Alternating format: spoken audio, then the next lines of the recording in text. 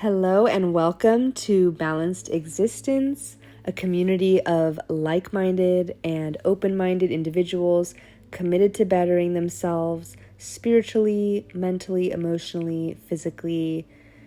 I am so happy you're here, and I am getting right off the bat a huge download. I actually don't know where this reading's going to go. I've got my tarot cards, I've got my oracle decks, but I'm getting this concept of when we redefine ourselves or we rewrite our story, and there can be resistance, especially with those who have known you a long time, friends, family, even a partner. It can be really hard to go through transformational journeys when energies, people and energies around you are seeing you and projecting onto you this vision of your past self because that's all they know, right?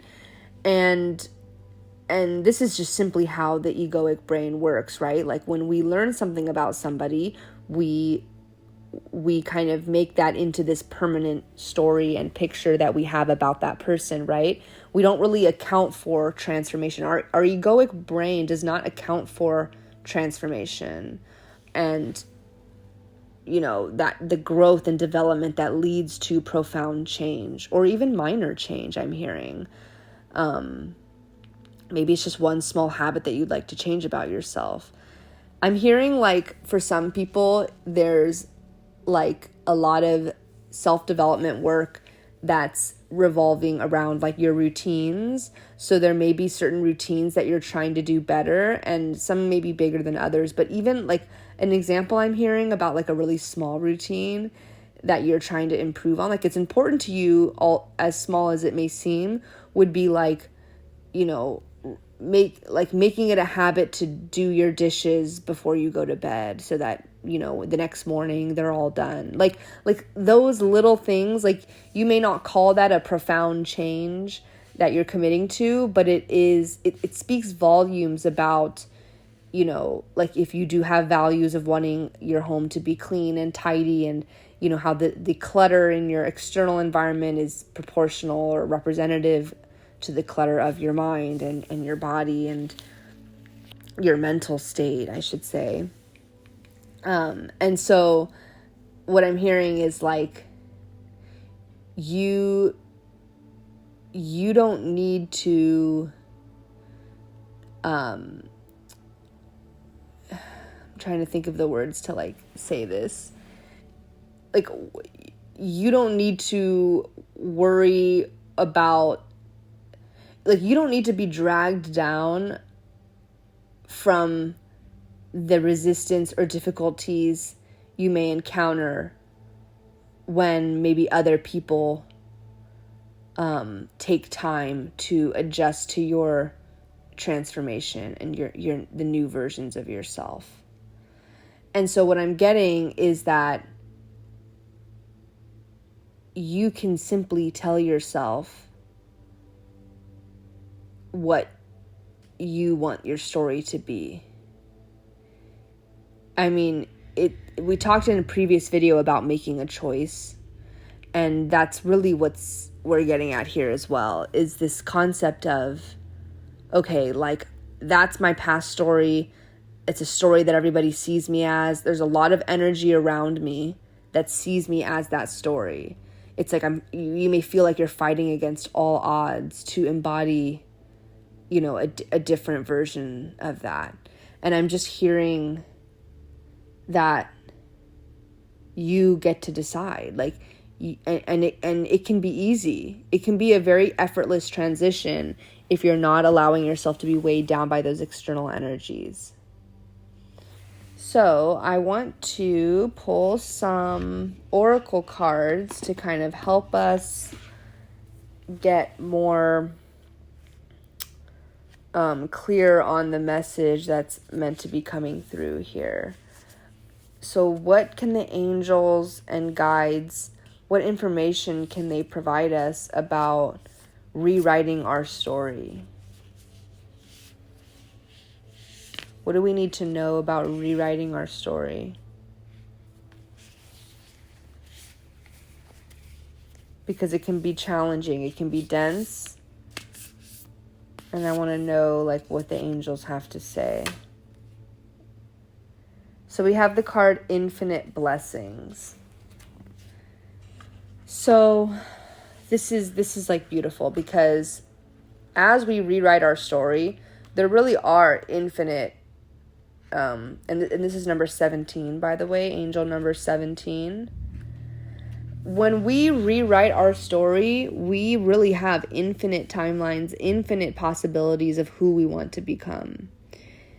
And the message here is to open your heart, right? That's what's going to get you out of those, blocked feelings of, oh, well, this is who I've always been. Maybe you want to start working out more, or being more active, or making healthier choices, like nutrition wise or fitness wise.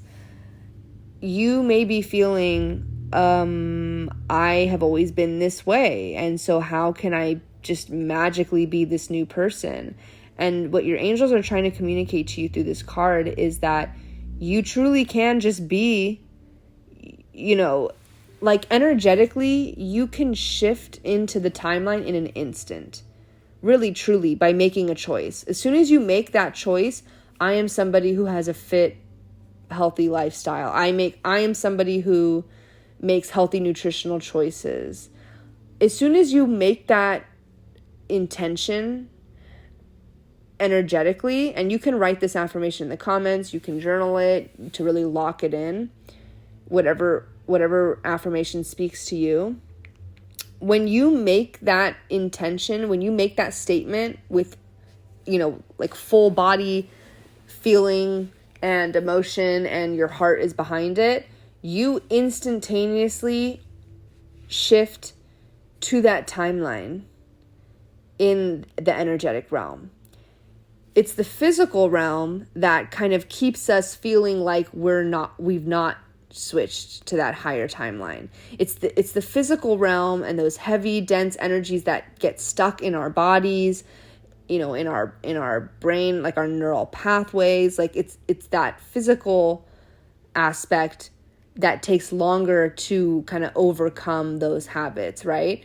And so the Infinite Blessings card is reminding us that really your reality has abundant gifts from nature, right? Like your reality is infinite. Like there's an infinite amount of ways that abundance can demonstrate itself in your reality.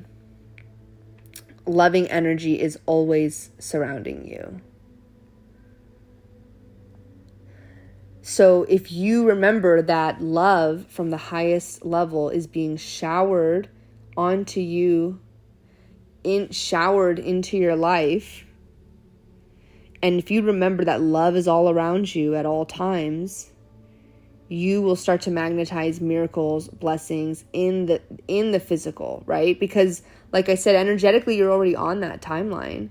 If you have a goal to eat healthier or work out more or clean more, and this doesn't have to be routines based. I'm just using this as a example because that was what came to me so strongly at the beginning of the reading. This could be like maybe improving your relational dynamics with friends, family, partners, dating. Like it could be any number. It could be a career project or a creative project that you're working on that you want to, switch up, or you want to do things a different way. And maybe you feel like that kind of resistance or fear, or who will judge me, or who disagrees with this, if you're stuck in those, mindsets or thought processes, your angels are really pushing the message here that like all you need to do is feel love. Count your blessings, right? Like really look around and think about all of the things that you are grateful for, and really see through that. You will see that love is all around you.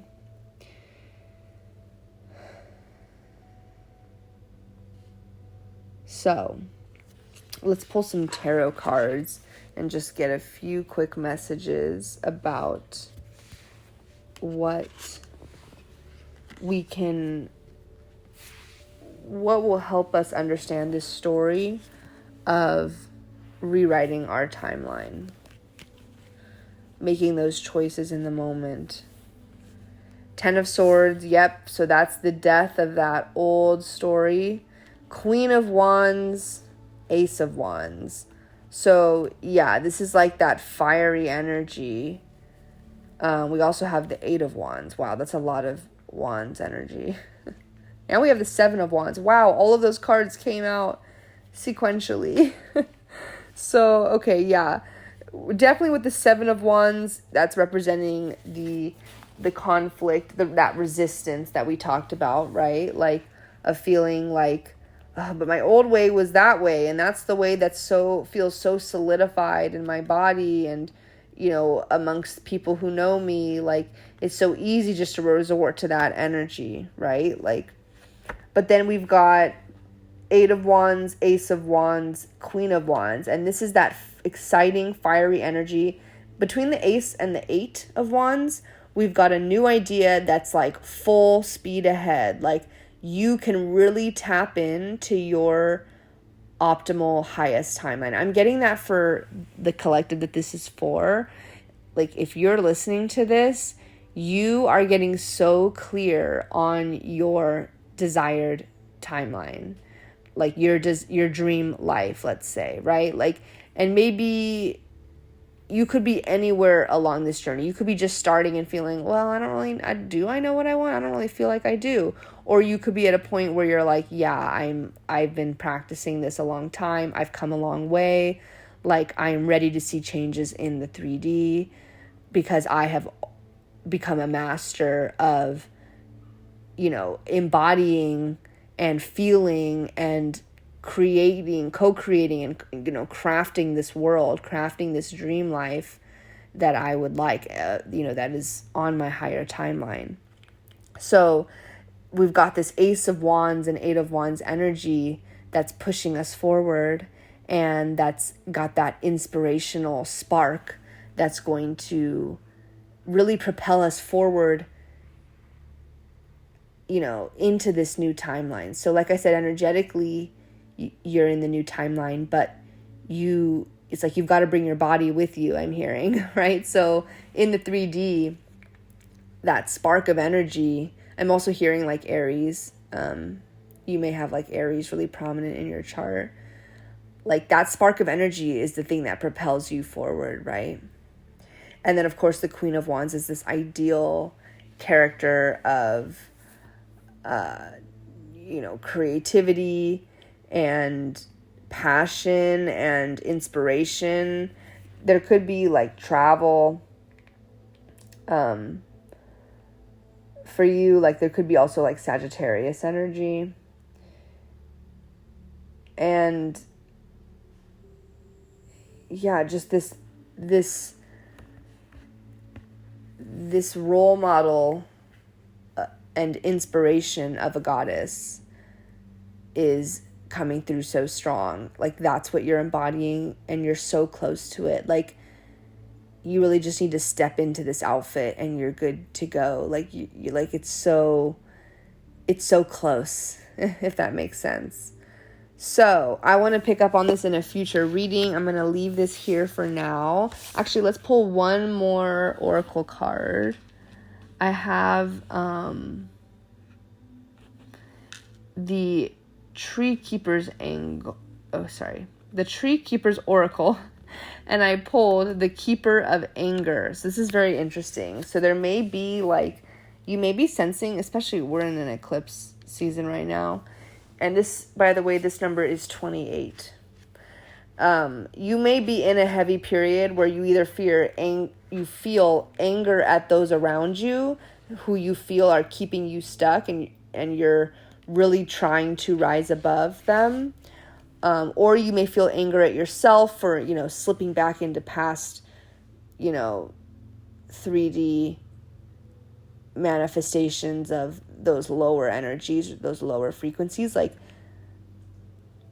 but this is what I want to say about anger. So anger is a sacred fire that is denied to many of us. We're made to feel like we shouldn't feel anger, right? We're encouraged to be agreeable, you know, to not feel angry. But fire is the fuel for change, which is really interesting that I'm getting the anger card when we got all of these wands cards and we have that fire energy coming through so strong in this reading, right? Fire is fuel for change, right? Like, it takes feeling that energy for you to get to that Eight of Wands, Ace of Wands, let's propel forward. Let's start this new idea. Let's rewrite this new timeline for ourselves, right?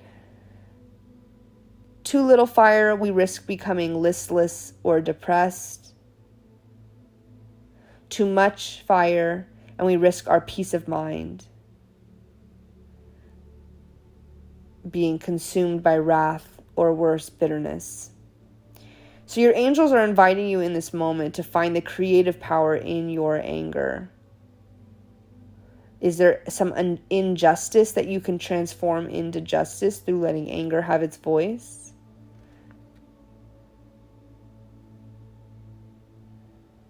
When you allow sacred fire to have its space, right? Like, let the fire burn, let the torches burn, let your anger feel itself to the fullest extent.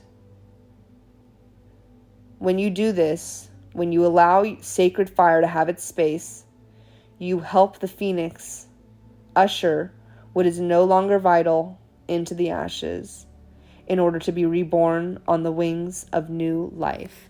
I feel like that is such a beautiful place to close this reading. So we've got this need, this necessity for fire, this spark of inspiration, as well as the source of light and, beautiful energy that the phoenix is going to rise out of, right? Like, the phoenix could not rise from the ashes if there wasn't a fire to burn it, right? Like, this is the beauty of, like, when you're feeling that resistance, like maybe, or frustration or anger at circumstances or people around you, or just in general feeling angry or frustrated at the resistance of trying to rewrite this new timeline. And, like I said, energetically it's already written, but, trying to see proof of it in the 3D.